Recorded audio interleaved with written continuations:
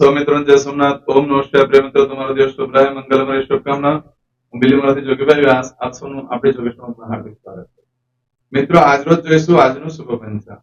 આજે તારીખ છે 12/6/2024 ને બુધવાર, જેઠ સુદ છઠ તિથિ છે. આજે સ્કંદ ષષ્ઠી તરીકે પણ ઓળખવામાં આવે છે, આરોગ્ય ષષ્ઠી તરીકે પણ આજના દિવસને ઓળખવામાં આવે છે. આજે જે બાળકનો જન્મ થાય એની તિથિ ગણાય છે. આ છઠ તિથિ આજે સાંજે 7:17 પહોંચી. ત્યાર પછી જે બાળકનો જન્મ થાય એની સાતમ તિથિ ગણાય છે. આજે જે બાળકનો જન્મ થાય છે એનું નક્ષત્ર ગણાય છે મઘા. આ મઘા નક્ષત્ર આજે આખો દિવસ રહેશે ને આવતીકાલે મળસ્કે 2:12 પૂર્ણ. આજે જે બાળકનો જન્મ થાય છે એનો યોગ ગણાય છે અર્ષણ. આ મઘા નક્ષત્રમાં જન્મ હોય તેની ચોક્કસ પ્રમાણે પૂજા વિધિ કરી દે. અને ખાસ કરીને મિત્રો, આજે મઘા નક્ષત્ર છે. આજના દિવસે ભગવાન શંકરના મંદિરે જઈ બપોરે 12 વાગ્યા સુધીમાં દૂધ, જવ અને પાણી ભેગા કરી પીપળાની ફરતે ચડાવવું જોઈએ અને ત્યાર પછી ભગવાન શંકરને ચોખ્ખું પાણી ચડાવી દેવું જોઈએ. આનાથી પિતૃ પ્રસન્ન થશે, ઘણું શુભ ફળ પ્રાપ્ત થશે. આજના દિવસે પિતૃને લગતી પૂજા, પિતૃને લગતું કાર્ય આજે કરવાથી ઘણું ફળ સારું મળી શકે છે. આજે જે બાળકનો જન્મ થાય છે એનો યોગ ગણાય છે હર્ષણ. હર્ષણ યોગ આજે સાંજે 5:15 પૂર્ણ થઈ જાય છે. અને ત્યાર પછી જે બાળકનો જન્મ થાય એનો વ્રત યોગ.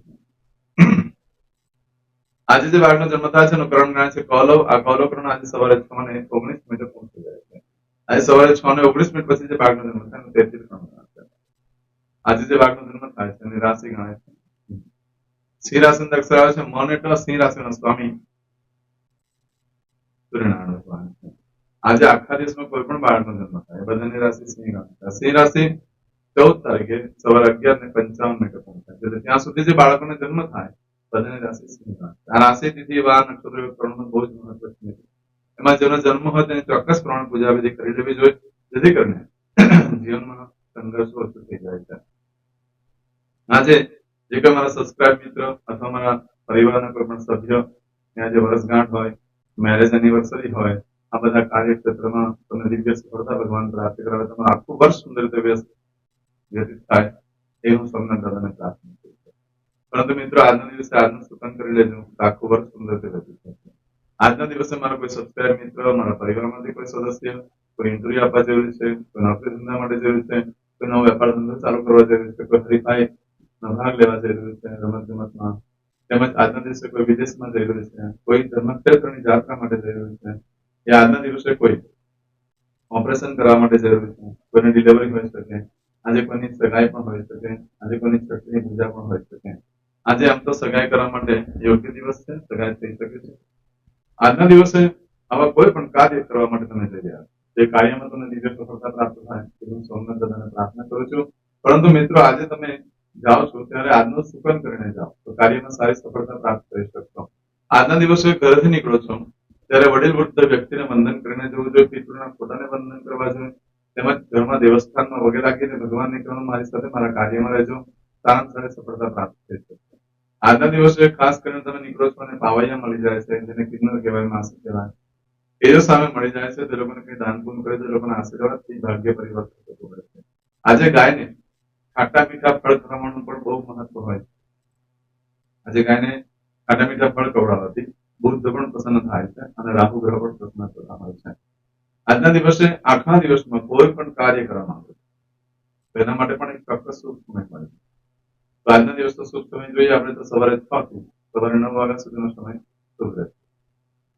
તેમજ આજે સવારે 10:30 થી બપોરે 12 વાગ્યા સુધીનો સમય શુભ રહેશે. બપોરે 3 થી સાંજે 6 વાગ્યા સુધીનો સમય શુભ રહેશે અને સાંજે 7:30 થી રાત્રે 12 વાગ્યા સુધીનો સમય શુભ રહેશે અને આવતીકાલે મળસ્કે 3 થી મળસ્કે 4:30 સુધીનો સમય શુભ રહેશે. આ સમયગાળા દરમિયાન તમે કોઈ પણ કાર્ય કરો છો તે કાર્યમાં તમને સારામાં સારી સફળતા પ્રાપ્ત થઈ શકે છે. આજના દિવસે આમ તો તમારી કોઈ પણ વસ્તુ ચોરાઈ જાય, ખોવાઈ જાય તો મળવાની શક્યતા 7 દિવસમાં છે, બાકી બિલકુલ શક્યતા ઓછી છે.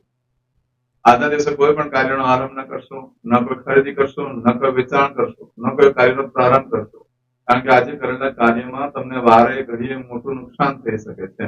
ખરીદી કરવાથી વારે ઘડી નુકસાન થઈ શકે, વેચાણ કરવાથી પણ નુકસાન થઈ શકે એમ છે.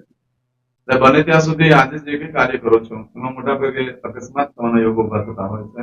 પછી કોઈ મશીન લો છો કે વાહન લેવો છો કે કોઈ પણ વસ્તુની ખરીદી કરો છો જેમાં તમને જે ભારે ઘડી નુકસાન થવાની શક્યતા ઘણી બધી છે. માટે બને ત્યાં સુધી આજે કોઈ પણ કાર્ય ન કરશો. આજે નવ વસ્ત્ર પણ ધારણ ન કરશો. આજે જો તમે નવ વસ્ત્ર ધારણ કરો છો તો ગાડી ચલાવતા ખૂબ જ સાચવવું પડશે. મોટે ભાગે અકસ્માત થવાના યોગ ઉભા થશે. નવા વસ્ત્ર એટલે તમારા સિવાય કોઈ ક્યારે ન ધારણ કર્યા હોય તેને નવા વસ્ત્ર કહેવાય છે. એટલા માટે બને ત્યાં સુધી આજે કોઈ કપડાં સીવા પણ ના નાખશો અને ન નવા વસ્ત્ર ધારણ કરશો. યોગ્ય દિવસ નથી આજે. આખો દિવસ યોગ્ય દિવસ નથી આજે. આખો દિવસ અને આવતીકાલે મળશે 2 ને 12 મિનિટ સુધીમાં મળશે 3 તારીખે મળશે 2 ને 12 મિનિટ સુધીમાં કોઈ પણ કાર્યનો આરંભ ન કરશો, નથી ખરીદી કરશો, ના વસ્તુ ધારણ કરશો. આજે તો યોગ્ય દિવસ નથી, મધ્યમ છે. સગાઈ માટે પણ મધ્યમ છે, બહુ યોગ્ય નથી.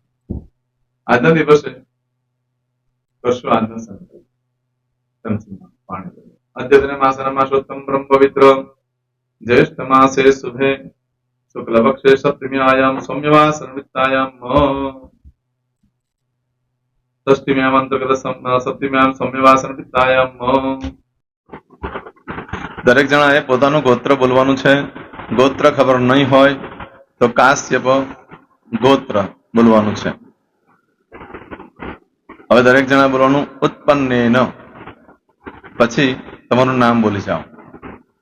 હવે બોલો મમ આત્મન શ્રુતિ સ્મૃતિ પુરાણોક્ત પુણ્ય ફલ પ્રાપ્તિ અર્થમ ઐશ્વર્યાદિ અભિવૃદ્ધિ અર્થમ અપ્રાપ્ત લક્ષ્મી પ્રાપ્તિ અર્થમ પ્રાપ્ત લક્ષ્મ્યાહ ચિરકાલ ક્ષૌ રક્ષણાર્થ સકલ મન ઈપ્સિત કામના. હવે તમારા મનમાં જે કઈ ઈચ્છા હોય તે બોલી જાઓ.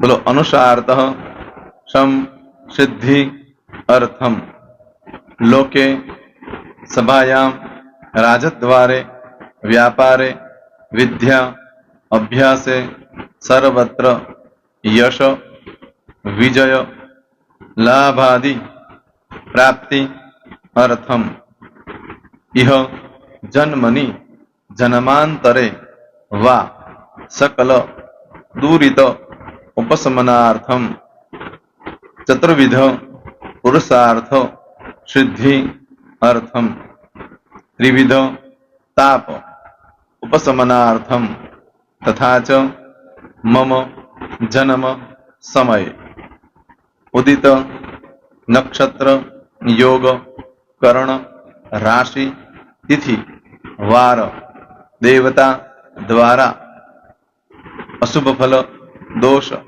નિવૃત્તિ અર્થમ શુભ ફલ પ્રાપ્તિ અર્થમ જન્મ સમય જન્મ કુંડલી મધ્યે દ્વાદશ ભાવ મધ્યે સ્થિત આદિત્યાદિ નવગ્રહ દેવતા દ્વારા યોગ મધ્યે દ્રષ્ટિ મધ્યે મહાદશા અંતરદશા પ્રત્યંતરદશા મધ્યે શુભ ફલ પ્રાપ્તિ અર્થમ અશુભ ફલ દોષ નિવૃત્તિ અર્થમ આદિત્યાદિ નવગ્રહ દેવતા અનુકૂલતા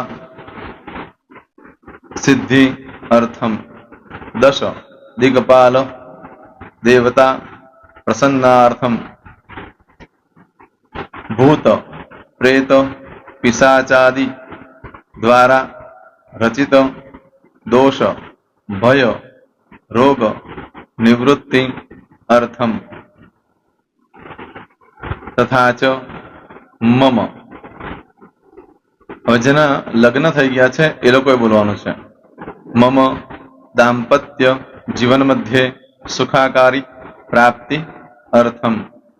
હવે જેના લગ્ન નથી થયા એ લોકોએ બોલવાનું મમ જટટી વિવાહ યોગ પ્રાપ્તિ અર્થમ હવે જે લોકોને સંતાન પ્રાપ્તિની પૂજા આપી છે એ લોકોએ બોલવાનું છે મમ જડટી દીર્ઘ આયુ આરોગ્ય ઐશ્વર્યાદિ સમન્વિત પુત્ર પૌત્રાદિ સંતતિ સુખ પ્રાપ્તિ અર્થમ. હવે જે છોકરાઓ અભ્યાસ કરી રહ્યા છે, વિદ્યાર્થી છે, એ લોકોને પૂજા આપી છે, એ લોકોએ બોલવાનું વિદ્યા અભ્યાસ મધ્યે દેશે વિદેશે સર્વત્ર ઉત્તર ઉત્તર દિવ્ય સફળતા સાનુકૂળતા પૂર્વક પ્રાપ્તિ અર્થમ. જે લોકોને વિદેશ જવાની પૂજા આપી છે એ લોકોએ બોલવાનું છે મમ જટટી વિદેશ ગમન યોગ પ્રાપ્તિ અર્થમ. હવે જે લોકોને આરોગ્ય માટેની પૂજા આપી છે એ લોકોએ બોલવાનું છે મમ આયુ આરોગ્ય ઐશ્વર્યાદિ પ્રાપ્તિ અર્થમ. જે લોકોને બરકત માટેની પૂજા આપેલી છે એ લોકોએ પણ બોલવાનું છે, બધાએ જ બોલવાનું છે મમ ગૃહે શુભલક્ષ્મી મહાલક્ષ્મી પ્રીતિ પ્રાપ્તિ અર્થમ. વ્યાપાર વ્યવસાય મધ્યે દેશે વિદેશે સર્વત્ર ઉત્તર ઉત્તર પ્રગતિ ઉન્નતિ પ્રાપ્તિ અર્થમ.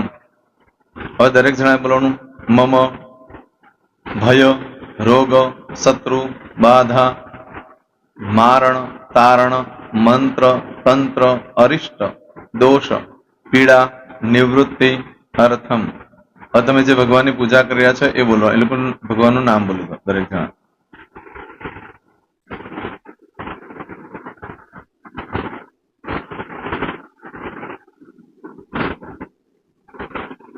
બોલો દેવતાનામ પૂજન અર્ચન અહમ કરીશ્યે. પાણી મૂકી દેવાનું છે. હવે જ્યારે પૂજા પતી જાય એટલે છેલ્લે પાછું ચમચીમાં પાણી લેવાનું અને બોલવાનું છે વિષ્ણવે વિષ્ણવે વિષ્ણવે નમો નમઃ. વિષ્ણુ સ્મરણાત સર્વમ પરિપૂર્ણમસ્તુ.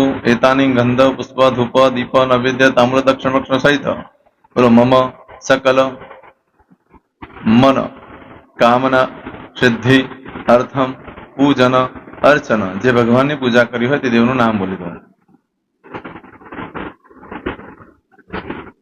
બોલો દેવતાનામ ચરણ કમલે અર્પણમસ્તુ. પાણી મૂકી દો. ફરી પાછું પાણી લેવાનું. પૂજન અર્ચન તત્સત બ્રહ્માર્પણમસ્તુ. નીચે જમીન પર પાણી મૂકી દો. એમાં આંગળી કસી કપડામાં તિલક કરી દો. બે હાથ જોડી ભગવાનને વંદન કરવાના. કહેવાનું કે હે પ્રભુ, મારાથી મારા પૂર્વજોથી મારા પરિવારજનોથી ગયા જન્મમાં આ જન્મમાં જે કાંઈ પાપ કર્મ થયા છે એ બધા પાપ કર્મથી અમને મુક્ત કરો. અમે તમારા બાળક છીએ. હે પ્રભુ, અમે તમારો ખૂબ આભાર માનીએ. આજે અમારી પાસે તમારી પૂજા કરાવી. આ પૂજામાં જાણતા અજાણતા કંઈ ક્ષતિ થઈ હોય તો અમને બ્રાહ્મણોને ક્ષમા કરજો. નમસ્કારાન સમર્પયામિ. આહ્વાનમ ન જાનામિ ન જાનતો પૂજાક્ષર પરેશ્વર મંત્રહેમ ક્રિયાન ભક્તિમ સરસ્વય પૂજન કંગતમ પાવમ ગોદાત્રમ ચાગ્ન સંતિ પુણ્ય દર્શના ધન્ય હો તૃષ્ણાર્ધમ. હવે ઉભા થઈ જવાનું. શ્રીનારાયણ ભગવાનને પાણી ચડાવી દેવાનું. તમારો દિવસ શુભ રહે. તમે અને તમારો પરિવાર સુખી રહે, સંપન્ન રહે, સુરક્ષિત રહે એ ભગવાન સોમનાથ દાદાને પ્રાર્થના. તો મિત્રો, તમે મારા વિડીયોને લાઈક ના આપી હોય તો સૌથી પહેલા લાઈક આપી દો. અને ત્યાર પછી જો તમે મારી આ ચેનલ સબસ્ક્રાઇબ ન કરી હોય તો સૌથી પહેલા સબસ્ક્રાઇબ કરી લો અને બેલ આઇકોન ઓલ પર ક્લિક કરવાનું ભૂલશો નહીં, જેથી કરીને સૌથી પહેલા નવી વિડીયો જે કંઈ મૂકું એ તમને મળે. મિત્રો, કંઈ પણ મૂંઝવણ હોય તો મને આ નંબર પર તમે ફોન કરીને પૂછી શકો છો. મારો મોબાઈલ નંબર છે 9825546459. મિત્રો, કોમેન્ટ્સમાં જય સોમનાથ લખવાનું ભૂલશો નહીં. ફરી પાછા નવા વિડીયો સાથે મળીએ. ત્યાં સુધી સૌને જય સોમનાથ.